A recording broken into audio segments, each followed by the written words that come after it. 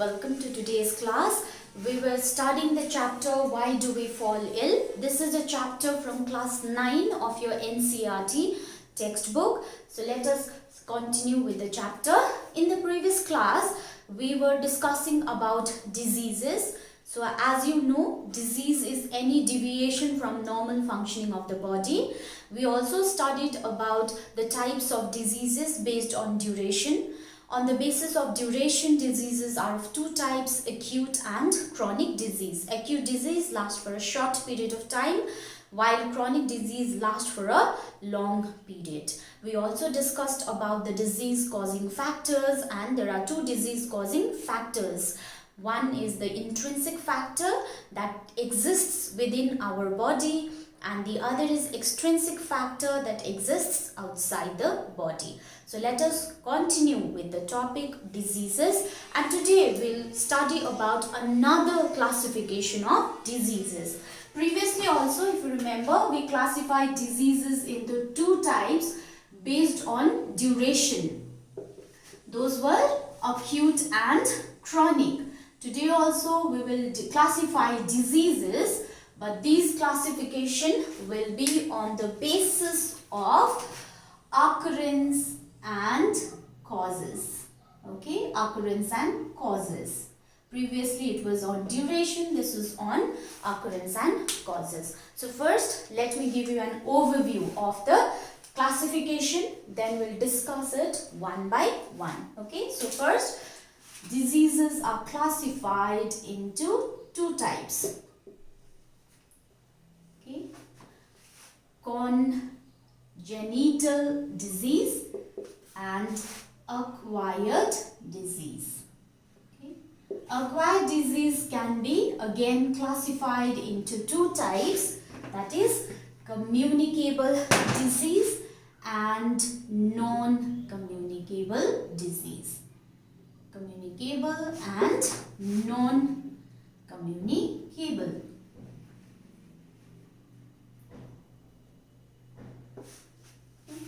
Non-communicable diseases can be further classified into four types. Okay, into four types. First is deficiency disease, degenerative disease, third is allergy, and the fourth is cancer. Okay, so these are the four types of non-communicable disease. So this is a brief overview of classification of disease based on occurrence and causes. Now let us take them up one by one. So first we'll start with congenital disease. Okay, congenital disease are diseases that are present since birth. The diseases that are present since birth, those are congenital disease. Okay, so since they are present since birth, they are inborn diseases. Okay, congenital disease are inborn disease which is present since birth.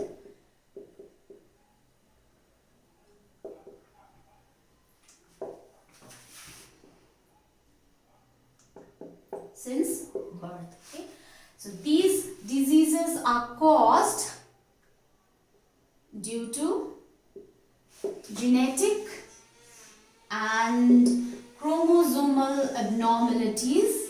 Genetic and chromosomal abnormalities. Genetic and chromosomal abnormalities means the abnormalities that arise at the genetic level or the chromosomal level. That means there are certain changes that can occur in the gene or in the chromosome. We call them mutations. So due to that, there is a change in the gene and in the chromosome. So that causes congenital disease. Okay, and it is also caused by metabolic disorders. Now what are the metabolic disorders? Metabolic disorders are caused due to abnormal chemical reactions in the body. When there is abnormal chemical reaction in the body, our body produces too much of a substance or too little of a substance, and this leads to a number of disorders in the body, that is known as metabolic disorders and malfunctioning of an organ. So sometimes what happens, since birth, one or more of your body organ does not function properly, that leads to congenital disease. Okay, and since these diseases occur at the genetic or the chromosomal level, so they are generally not easily cured. Okay, they are generally not easily curable. सजिलोसँग छिटो जाति हुँदैन and may be inheritable. Inheritable means it can pass from one generation to the other. That means suppose if a parent is suffering from a congenital disease, then the parent can pass the disease to the child, to the offspring. So it may be inheritable. So the examples of congenital disease are color blindness. Okay, there is a disease known as color blindness. In this condition, the person suffering from color blindness is not able to distinguish between certain colors. He or she is not able to distinguish between red, blue or green color. Okay, and that is often inherited. It is often passed from parents to the offsprings. Another example of congenital disease is thalassemia.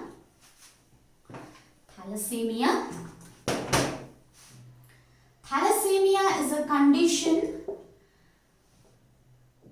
that causes low production of hemoglobin or abnormal production of hemoglobin. So when hemoglobin is produced abnormally, or there is abnormal production of hemoglobin, then that destroys the red blood cells and it leads to anemia. Okay, so these are the examples of congenital disease. Okay, now let us move on to second type of disease, that is acquired disease. So as the name suggests, this is not present since birth, but it is acquired during one's lifetime. Okay, so second is acquired diseases.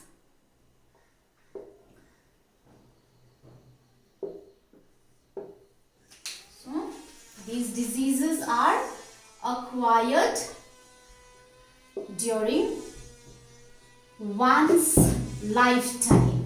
It is acquired during one's lifetime, that is after birth.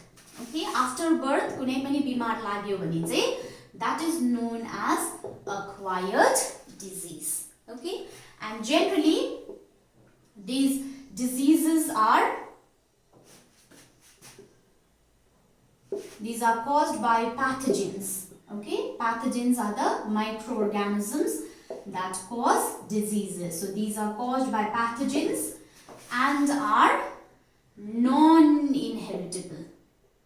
Non-inheritable means it is not passed from one generation to another generation. It does not pass from parents to the offsprings. Okay, now acquired disease, as I showed you in the overview, that acquired diseases are of two kinds. Okay, they are of two types. Two types. First is communicable disease and the other is non-communicable disease. So first let us study about communicable disease. You might be very familiar with this term. Okay, communicable disease is also known as infectious disease, or it is also known as contagious disease. Okay, contagious disease. So disease which are transmitted from one individual to another. One individual to another are called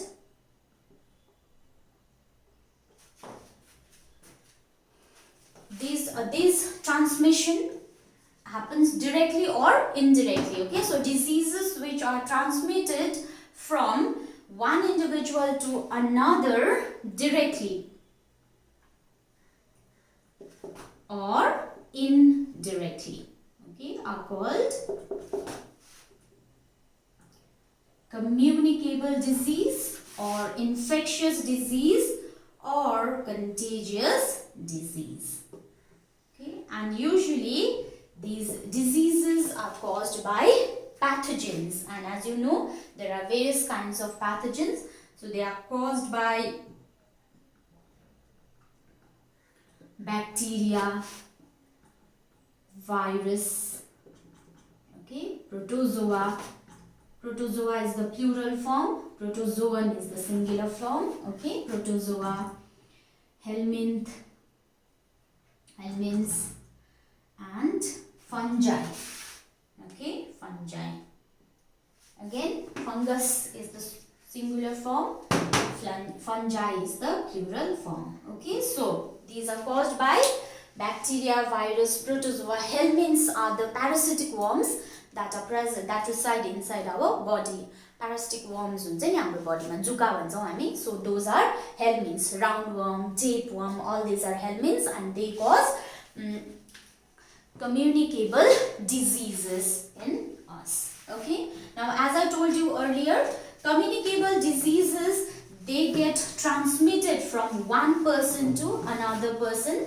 So that means they get transmitted from an infected person to a healthy person. So this transmission happens directly or indirectly. Now what do we understand by direct transmission and indirect transmission? Let me explain it to you. Okay. Some diseases like tuberculosis, TB, right? Tuberculosis, cholera, influenza, common cold, etc. are transmitted from an infected person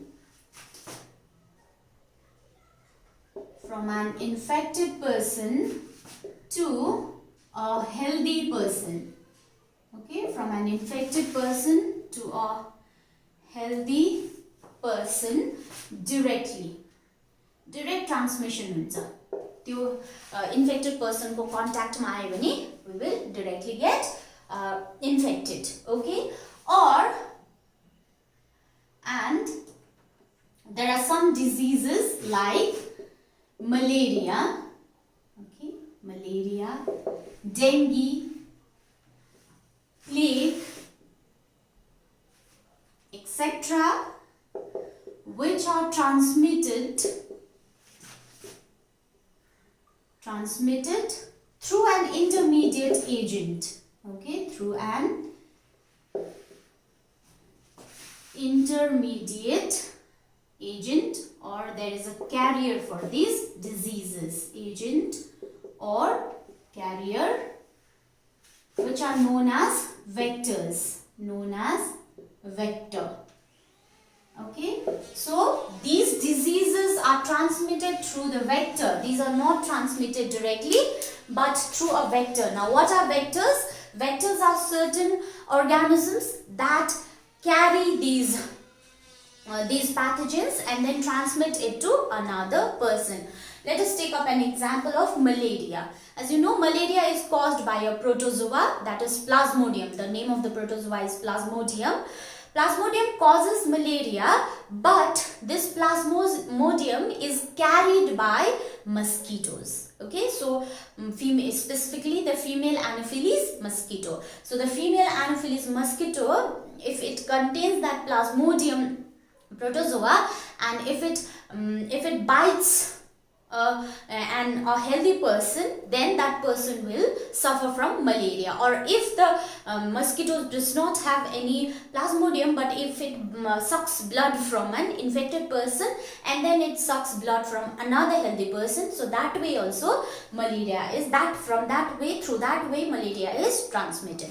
So here, for the transmission of disease, did not happen directly from a person to another person, but rather it happened through a source, and that source is known as vectors. So vectors can be in insects like mosquitoes, flies, etc., or even plague. Plague is transmitted by rats. So we'll learn more about vectors in the later classes. So these communicable diseases can be transmitted directly or indirectly through a vector.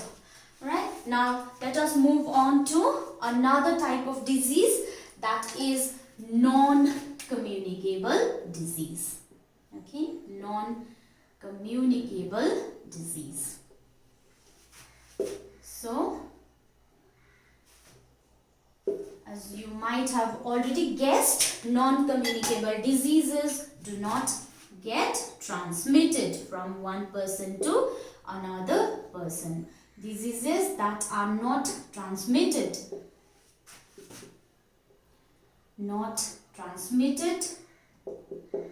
from an individual to another either directly or indirectly.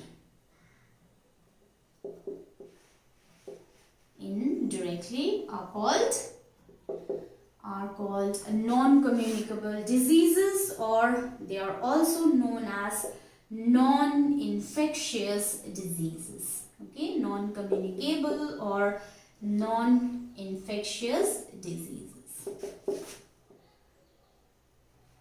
Okay, so these non-communicable or non-infectious diseases are of again 4 kinds. These are of 4 types. Okay, first is the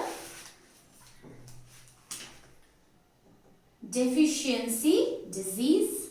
Okay, deficiency भनेको कमी भनेको नि त.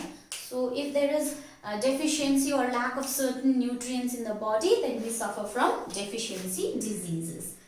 Diseases caused due to lack or deficiency of nutrients in our food. If we do not take proper amount of nutrients in our food, then we suffer from deficiency disease, and those nutrients are proteins, vitamins, minerals, etc. Okay, etc. Or sometimes it is also caused due to deficiency of hormones. Okay, deficiency of hormone also leads to deficiency diseases. So example of deficiency diseases, there are plenty: scurvy, rickets, beriberi, night blindness, goiter, anemia.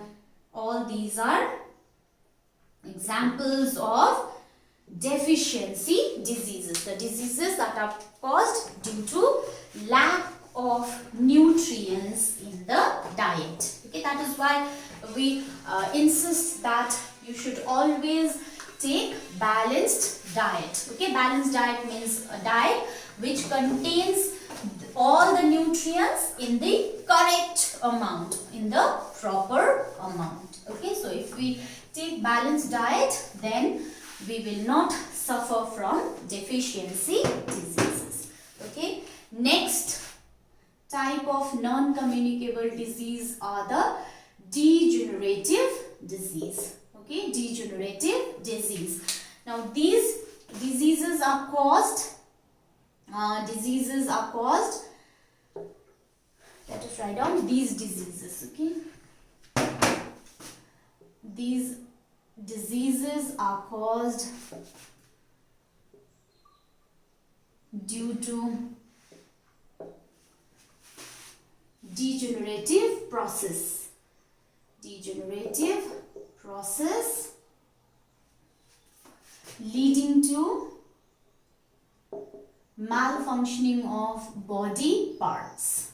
Malfunctioning of body parts. So generally this degenerative process occurs during old age. जति मान्छे बुढो हुँदै जान्छ कतिवटा बिमार लाग्दै जान्छ नि, that is due to degenerative process happening inside the body that leads to malfunctioning of body parts. So generally degenerative process occurs during old age. Okay, बुढो हुँदै गएपछि हुन्छ. Example of degenerative diseases: cataract, as I told you earlier, when the lens of the eye starts becoming opaque at old age, that leads to blindness, and that condition is known as cataract. It is easily curable. Okay, and another is joint pain, right? Arthritis, so all these are caused due to degenerative process occurring during old age. Okay, and the third type of non-communicable disease is allergy.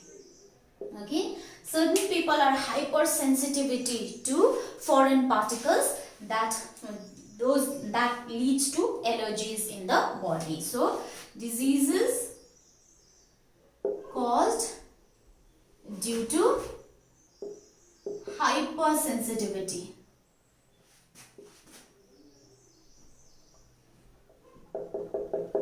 Due to hypersensitivity of the body.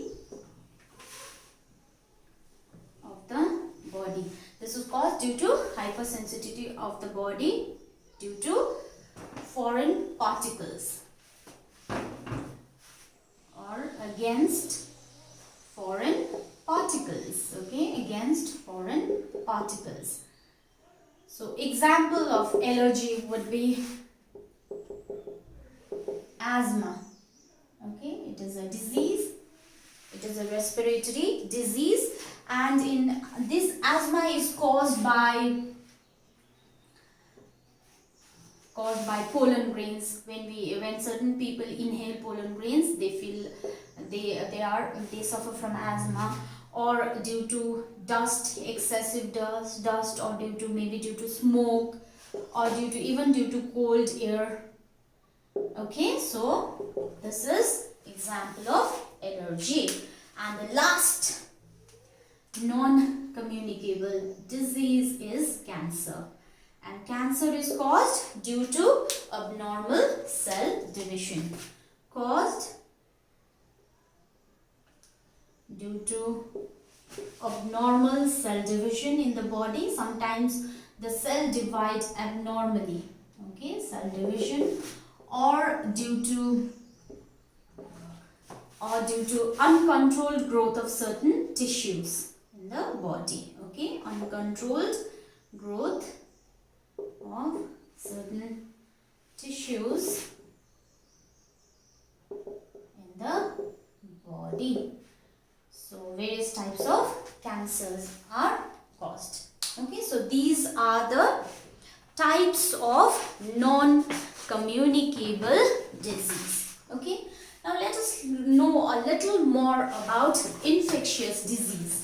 As I told you earlier, and as we discussed earlier, infectious disease get transmitted from one individual to another individual, and infectious diseases are caused by pathogens. Okay, so the agents which cause infectious diseases are often referred to as infectious agents.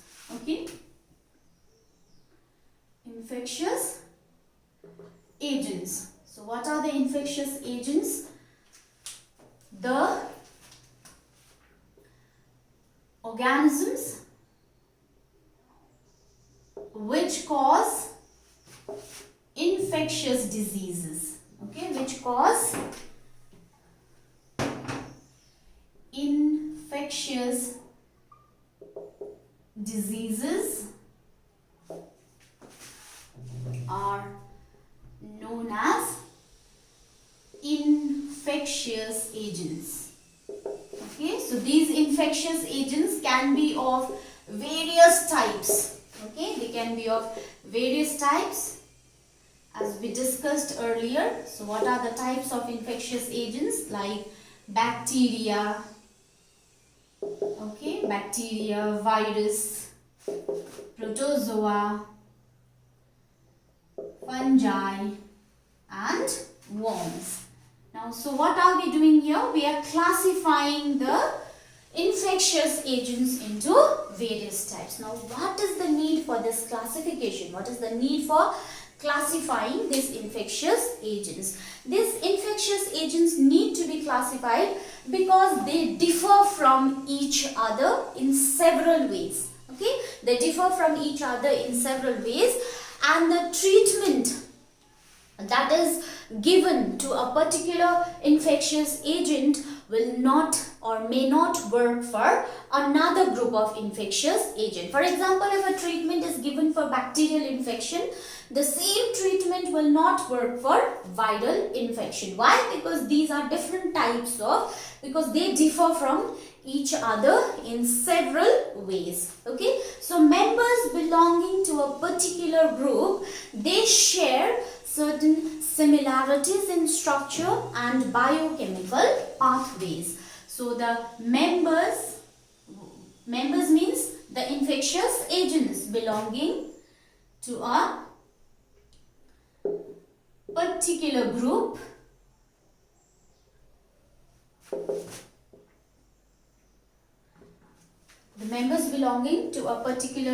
show similarities in structure,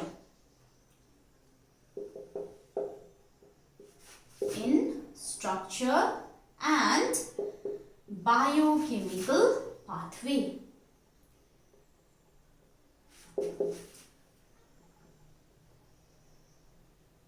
एउटा ग्रुपमा belong गर्ने कुनै पनि infectious agent छ, जस्तो ब्याक्टेरियामा belong गर्ने छ भने सबै जनाको सिमिलर स्ट्रक्चर पनि हुन्छ, बायोकेमिकल पाथवे पनि हुन्छ. So such similarities in structure and biochemical pathways cannot be seen or is not seen in other groups. Okay, it is not seen in other groups. So a drug that blocks one of the biochemical pathways of one group is effective. It may be effective against the other members of the same group. Okay, कुनै एउटा drug चाहिँ छ, drug means a medicine that is used to treat an infection caused by a particular group. एउटा particular group जस्तो bacteria ले infection कज गरेको छ, एउटा ड्रग छ, त्यो ड्रग दिँदाखेरि एउटा पर्टिकुलर ब्याक्टेरियाको इन्फेक्सन जाति हुन्छ भने त्यही ड्रगले अरु ब्याक्टेरियाको अगेन्स्टमा पनि काम गर्नु सक्छ. किन?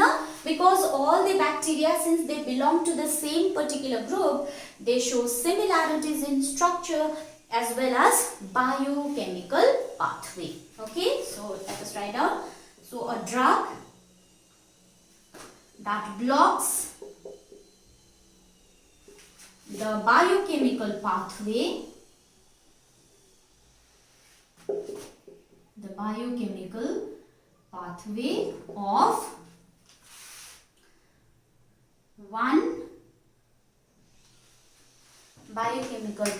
of one group may be effective against many other members of the same group, but the members should be of the same group. Bacteria हो पनि अरु पनि bacteria नै हुनु पर्यो. त्यस्तो छ भने चाहिँ that drug may be effective against other bacteria also. Okay, let us discuss an example. Okay, for example, antibiotics. Now antibiotics are effective against bacteria. Okay, why antibiotics are effective against bacteria is because they block a biochemical pathway that is important for bacteria. Example, antibiotics are effective against bacteria.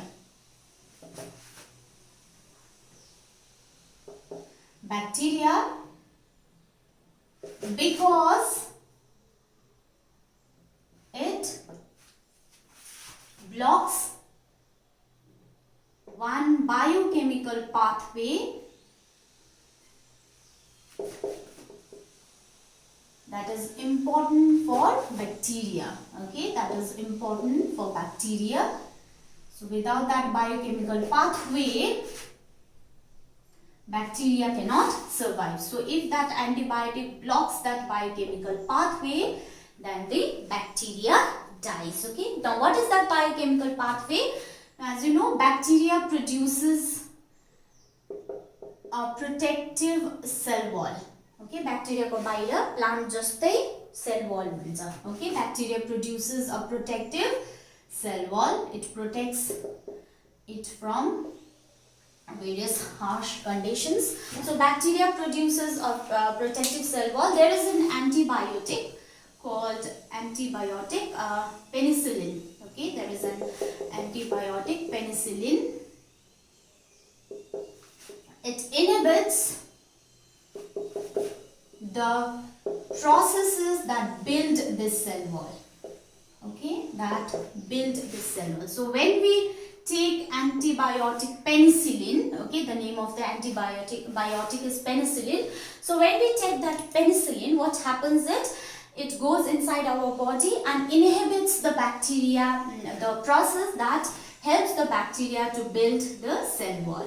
So when cell wall is not built, the process लाई नै रोकिदिन्छ नि त penicillin गएर cell wall build गर्ने process lie रोकिदिएपछि there will be no cell wall and the bacteria dies.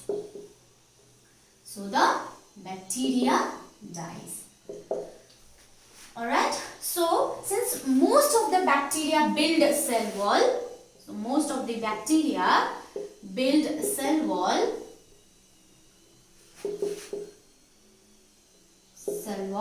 so penicillin is effective against many other bacteria.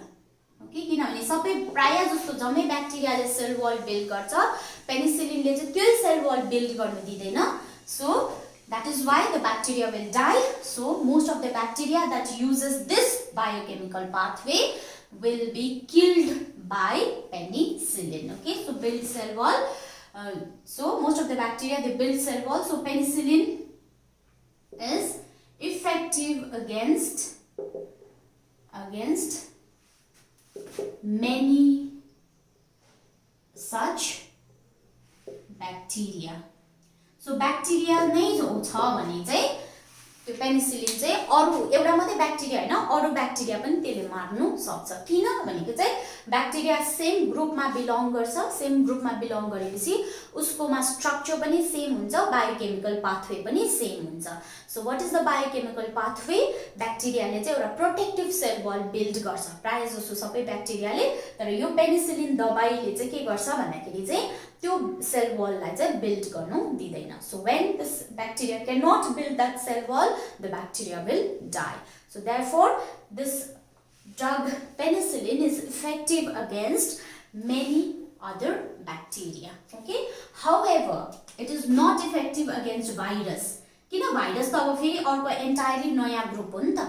Okay, so however it is not effective against virus or viruses because viruses do not use such pathway at all. Because viruses do not use such pathway at all. So therefore एउटा drug may be effective against a particular group of infectious agent, but it will not be effective against other groups of infectious agents. Okay, so let us come to the end of today's class. I hope the concepts that were taught in class today you could understand it very well. See you in another class.